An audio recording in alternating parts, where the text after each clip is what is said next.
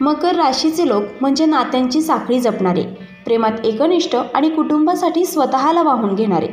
एकदा जर त्यांनी एखाद्यावर विश्वास ठेवला तर तो विश्वास आयुष्यभर पुरावा मागत नाहीत. त्यांचं नातं म्हणजे एखाद्या लोखंडी साखळीसारखं घट्ट, मजबूत आणि तोडणं अशक्य वाटणार. पण अलीकडच्या काळात या लोखंडी साखळीत तडे जाऊ लागलेत. आणि सर्वात धक्कादायक गोष्ट म्हणजे हे तडे घरातल्या कोणीतरी आपल्याच लोकांनी दिले आहेत. या लेखात आपण उलगडणार आहोत एक गूढ आणि धक्कादायक सत्य, की मकर राशीच्या नात्यांवर जो घातक खेळ चालतोय तो घराच्या 4 भिंतींच्या आत सुरू आहे. त्या व्यक्तीला तुम्ही दररोज पाहता, त्याच्याशी बोलता, त्याच्यावर विश्वास ठेवता, पण तो तुमचं नातं मोडण्याचा डाव रचतोय. ज्याचं प्रेम आहे त्यांच्याशीच दुरावा, ज्यांच्यावर विश्वास आहे त्यांच्याकडून फसवणूक आणि ज्यांच्यावर आधार आहे त्यांच्या हातातूनच आधार गळून जाणं. हे अनुभव आता अनेक मकर राशीच्या लोकांच्या आयुष्यात येत आहेत. हे नातं मोडण्याचं षडयंत्र नकळत पेरलं जात आहे, हसऱ्या चेहऱ्यांच्या आडून. आजचा लेख फक्त एका नात्याची कहाणी नाही, ही आहे त्या प्रत्येक मकर राशीच्या हृदयातल्या संघर्षाची गोष्ट, जिथे प्रेम आणि फसवणूक एकाच घरात नांदत आहेत आणि साखळी तुटते, पण अजून उशीर झालेला नाहीये. नंबर 1 आहे मकर राशी. नात्यांमध्ये अढळ निष्ठा. मकर राशीचे लोक हे नात्यांमध्ये एकदा शिरले की मागे फिरत नाहीत. त्यांचं प्रेम हे तपस्वीसारखं असतं. कमी बोलणं पण मनातून खूप खोलवर प्रेम करणं. ते नातं टिकवण्यासाठी स्वतःच्या भावनांचा बळी देतात. अनेकदा तक्रारही करत नाहीत, मात्र त्यांच्या या शांत स्वभावाचा गैरफायदा घेतला जातो.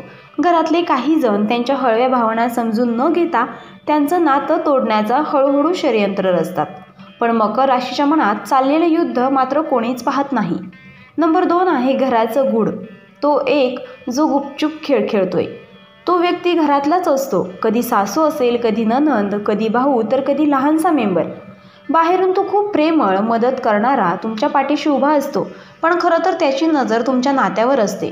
तो तुमच्या जोडीदाराला तुमच्याबद्दल चुकीच्या गोष्टी सांगतो, तुमचं मन हलवतो आणि तुमचं प्रेम शंका आणि संशय या दलदलीत ढकलतो.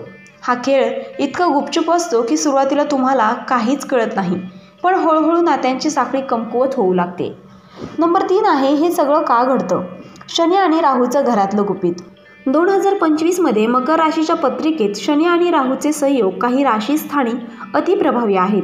शनी जर 4थ्या, 7व्या आणि 10व्या स्थानात असेल तर तो घरातले संबंध विस्कळीत करतो, आणि राहू जर 3ऱ्या किंवा 12व्या स्थानात असेल तर गुप्त शत्रू, खोटे अप्रचार आणि बनावट प्रेमाचे मुखवटे यांचे संकेत मिळतात.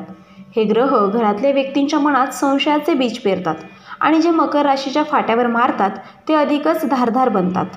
नातं, प्रेम, संवाद सगळं गळून जातं आणि राहतो फक्त एक गोंधळलेला मकर व्यक्ती.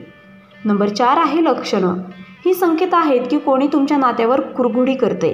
त्यातील नंबर 1 आहे तुमच्या जोडीदाराचा स्वभाव अचानक थंड किंवा आक्रमक होतो.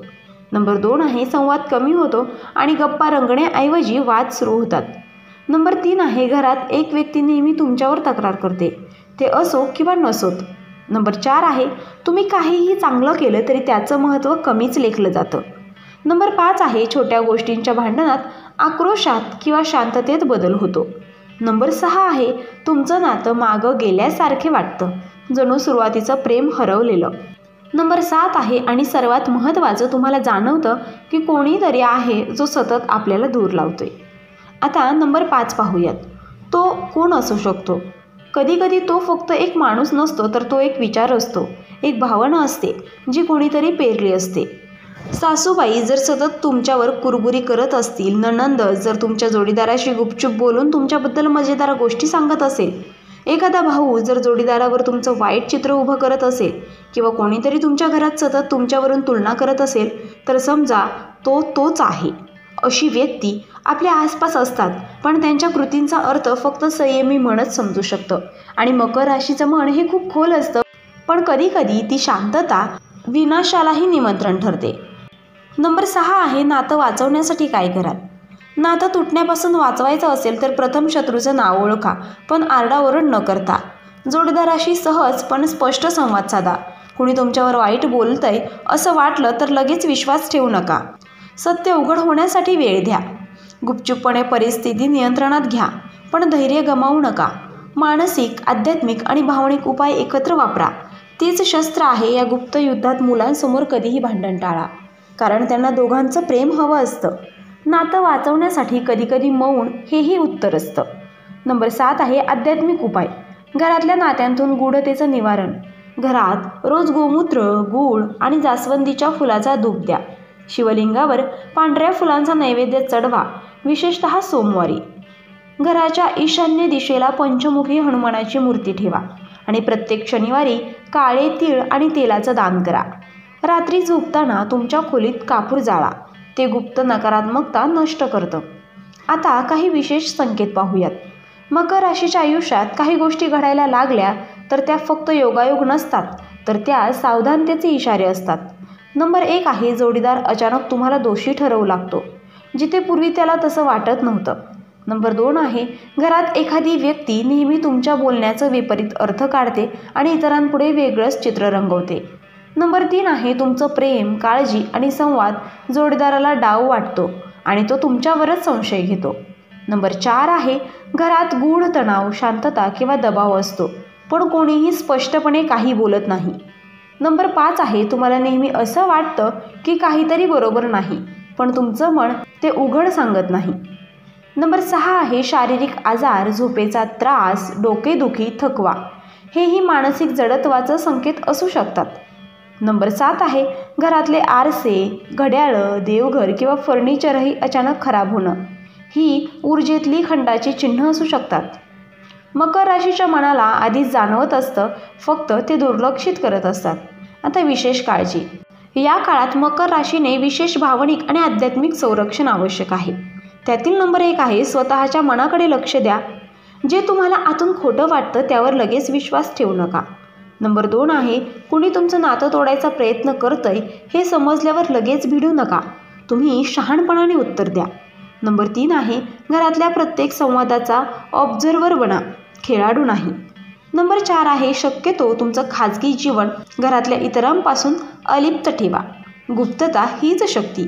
नंबर 5 आहे हनुमान चालिसा, विष्णू सहस्त्रनाम आणि आदित्य हृदय स्तोत्र दररोज वाचनात ठेवा. नंबर 6 आहे काही गोष्टी बोलण्याऐवजी देवाजवळ व्यक्त करा, कारण तिथूनच उत्तर मिळतात. नंबर 7 आहे मोठे निर्णय घेण्यापूर्वी 3 रात्र विचार करा, कारण भावनांमध्ये अडकून घेतलेले निर्णय नेहमी घातक ठरतात. मकर राशीच्या नात्यांची साखळी तुटत असते. ती अचानक नाही, ती हळूहळू कुरतडली जाते, घरातल्याच माणसांकडून. शेवटी नातं टिकवण्यासाठी धैर्य, प्रेम, समजूत आणि तर्क याची चविष्ट भाकरी लागते. मकर राशी हे सहनशीलतेचे मूर्त रूप असले तरी जर नात्यांवर घात सुरूच राहिला तर ती अग्निबाण बनते. नातं वाचवण्यासाठी काही वेळा संवादाची तलवार तर काही वेळा मौनाचं कवच घालावं लागतं.